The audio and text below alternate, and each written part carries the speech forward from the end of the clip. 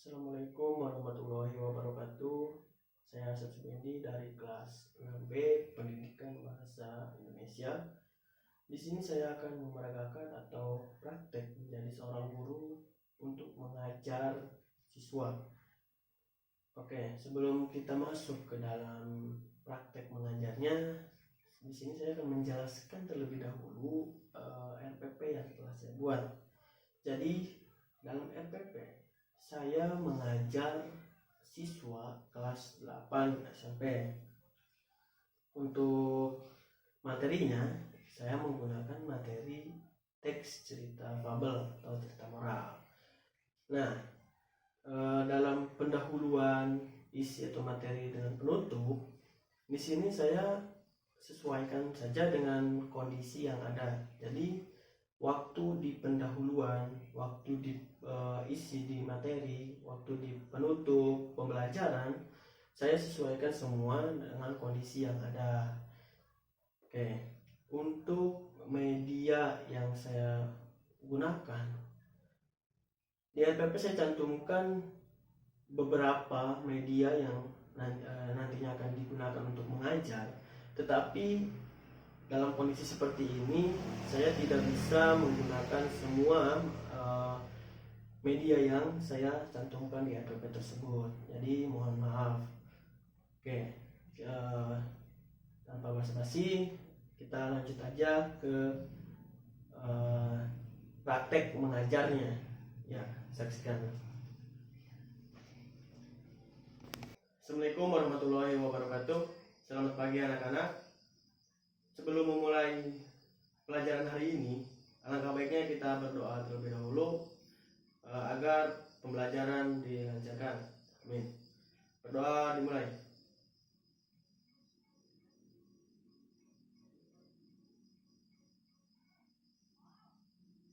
Selesai. Oke. Materi hari ini adalah tentang cerita fabel. Fabel. Ada yang tahu pengertian dari fabel? Clue-cluenya? Oke, ada hewan. Kemudian, oke, ada hutan. Oke, cukup dua. Dari dua ini, ada yang bisa memberikan pengertian? Oke, jadi fabel itu memiliki arti dongeng atau cerita. Dongeng atau cerita yang menceritakan tentang kehidupan hewan. Yang menceritakan kehidupan hewan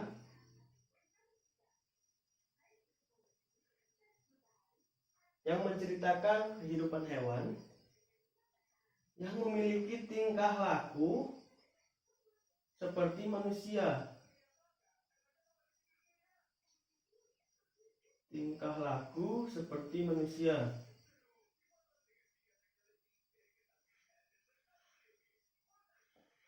Manusia. Oke, jadi ini adalah pengertian dari teks fabel, cerita fabel. Cerita fabel juga biasanya disebut dengan cerita moral. Kenapa demikian bisa disebut dengan cerita moral? Karena di dalam cerita fabel biasanya terdapat pesan moral. Pesan moral. Nah, ini yang harus ada dalam setiap cerita. Oke, cerita ini fiksi atau beneran, Pak? Nah, cerita ini fiksi ya, bersifat fiksi atau khayalan. Jadi cerita ini tidak nyata. Oke, dari sini ada yang belum paham atau udah paham semua ya? Kita masuk ke ciri-cirinya. Ciri-ciri cerita fabel. Aduh, ada yang tahu nggak apa aja ciri-ciri dari cerita fabel? Oke, yang pertama itu adalah tokoh yang ada dalam cerita adalah hewan. Tokohnya adalah hewan. Itu ciri dari cerita fabel. Yang kedua, temanya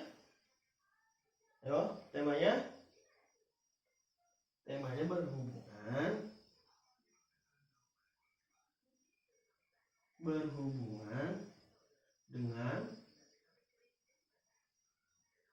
sosial.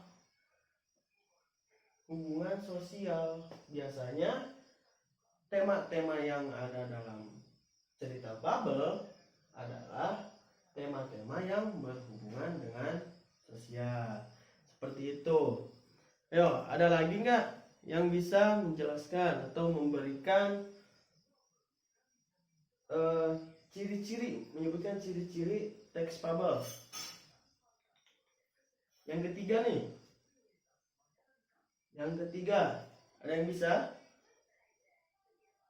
Alurnya. Oke. Alurnya menggunakan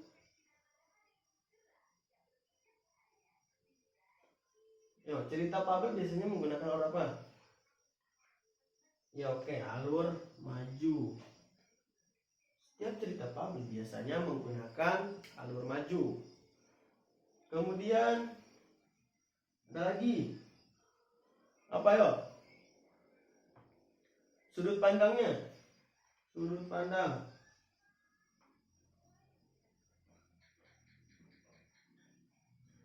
Sudut pandangnya menggunakan orang keberapa? Satu, kedua, atau ketiga? Ya, jadi sudut pandangnya menggunakan orang ketiga. Orang ketiga. Ada lagi kak? Coba yang lain. Ada lagi kak? Dari bahasanya. Ayo, dari konfliknya. Ya, dari bahasanya menggunakan bahasa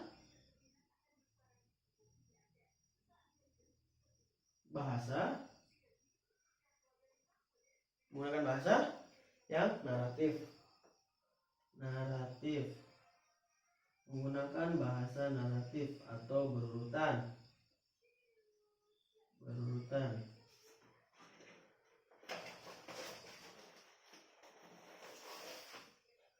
Masih ada lagi nggak? Ayo. Konfliknya.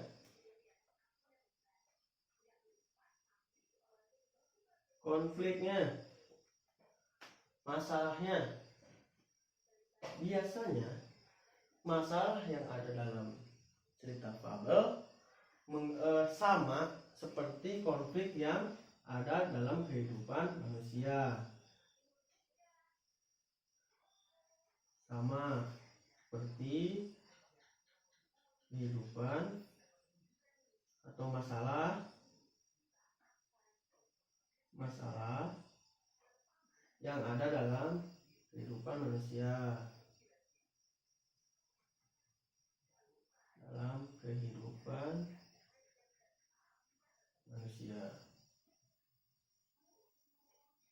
Nah, ini merupakan ciri-ciri dari teks fabel. Ada lagi. Setelah ciri-ciri, pasti ada struktur. Struktur teks atau cerita fabel. Ada berapa?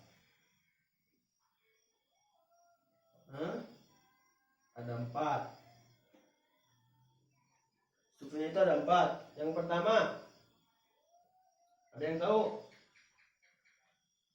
Oke, yang pertama adalah orientasi. Yang kedua, komplikasi.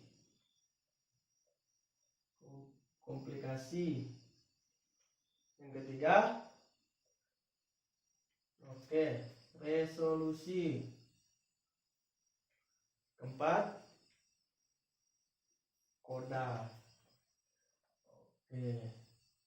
Ada yang tahu apa pengertian dari orientasi? Orientasi dalam struktur dalam cerita fabel. Ayo. Jadi orientasi dalam cerita fabel itu memiliki arti pengenalan atau awalan. Nah, setiap cerita diawali dari orientasi.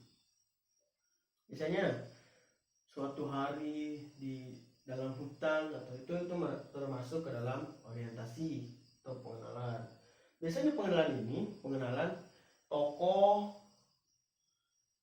kemudian latar tempat, latar waktu, dan lain-lain. Oke, yang kedua ada komplikasi. Ya, ada yang tahu komplikasi? Komplikasi merupakan konflik atau masalah. Jadi dalam suatu cerita itu mesti ada orientasi, komplikasi, resolusi, koda. Nah, di sini kita berbicara masalah komplikasi dulu. Nah, dalam cerita harus ada masalahnya. Kenapa? Agar menarik. Oke, masalah yang ada dalam komplikasi biasanya setelah orientasi.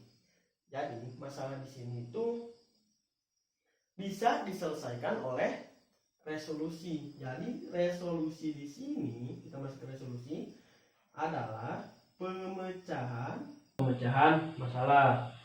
Nah, setiap masalah itu harus dipecahkan, begitu ya. Nah, kita masuk ke koda. Koda itu akhir dari cerita. Biasanya terdapat amanah dan pesan moral. Nah, kenapa cerita fabel ini dikatakan dengan cerita moral? Karena ini di dalamnya terdapat pesan moral.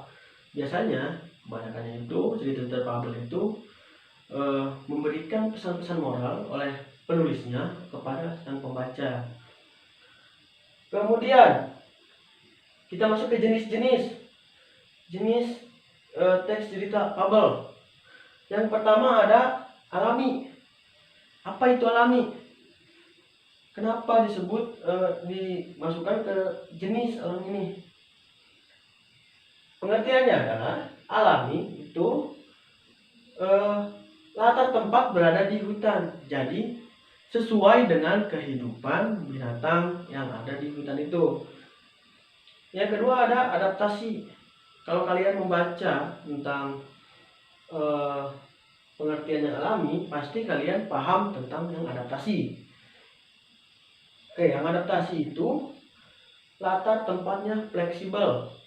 Dalam artian tidak harus di dalam hutan saja, melainkan bisa di ruangan atau di manapun itu. Oke, jadi seperti itu. Nah, Bapak punya satu contoh cerita fabel yang nanti kalian dengarkan. Kemudian kalian tentukan struktur yang ada di dalam cerita ini. Oke, jadi Bapak bacakan ininya. Judulnya Kupu-kupu Berhati Mulia. Dikisahkan pada suatu hari yang cerah, ada seekor semut berjalan-jalan di taman. Ia sangat bahagia karena bisa berjalan-jalan melihat taman yang indah. Sang semut berkeliling sambil menyapa binatang-binatang yang ada di taman tersebut. Ia melihat sebuah kepompong di atas pohon. Sang semut mengejek bentuk kepompong yang jelek dan tidak bisa pergi kemana-mana. Hei kepompong, alangkah jelek nasibmu, kamu hanya bisa bergelantungan di ranting itu. Ayo jalan-jalan, lihat dunia yang luas ini. Bagaimana nasibmu jika ranting pohon itu patah? Oke. Sang semut selalu membanggakan dirinya yang bisa pergi kemana ia mau. Bahkan sang semut kuat mengangkat beban yang lebih besar dari tubuhnya. Sang semut merasa bahwa dirinya ialah binatang yang paling hebat. Si kepompong hanya diam saja mendengar ejekan tersebut. Pada suatu pagi, sang semut kembali berjalan-jalan ke taman itu. Karena hujan di mana-mana terdapat genangan lumpur. Lumpur yang licin membuat semut tergelincir masuk ke dalam lumpur tersebut dan hampir menenggelamkannya. Sang semut hampir tenggelam dan meminta tolong. Tolong, bantu aku tenggelam. Untunglah saat itu sang kupu-kupu datang dan menyodorkan ranting pohon ke sang semut. Peganglah ranting ini, akan kuangkat kau ke tempat yang aman. Kemudian sang semut berterima kasih kepada kupu-kupu karena telah menyelamatkan nyawanya. Ia memuji kupu-kupu sebagai binatang yang hebat dan terpuji. Mendengar pujian itu, kupu-kupu berkata kepada semut, "Aku adalah kepompong yang pernah diejek." Kata si kupu-kupu. Ternyata kepompong yang dulu ia ejek sudah menyelamatkan dirinya. Akhirnya sang semut berjanji kepada kupu-kupu bahwa dia tidak akan menghina semua makhluk ciptaan Tuhan yang ada di taman itu. Nah, dari cerita tersebut, tentukan orientasi, komplikasi, resolusi, dan kodanya. Ada yang bisa? Oke, jadi resolusinya itu dikisahkan pada suatu hari yang cerah, ada seekor semut berjalan-jalan sampai pada dia menyapa binatang-binatang. Oke. Masalahnya, kalian tahu masalahnya dari mana? Atau komplikasinya dari mana?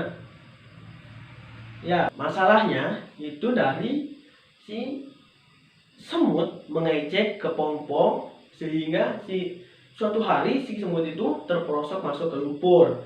Nah, itu adalah masalahnya. Resolusinya, pemecahan masalahnya itu dari untunglah saat itu si kupu-kupu datang menyelamatkan si semut dan membuat si semut itu tidak kehilangan nyawa.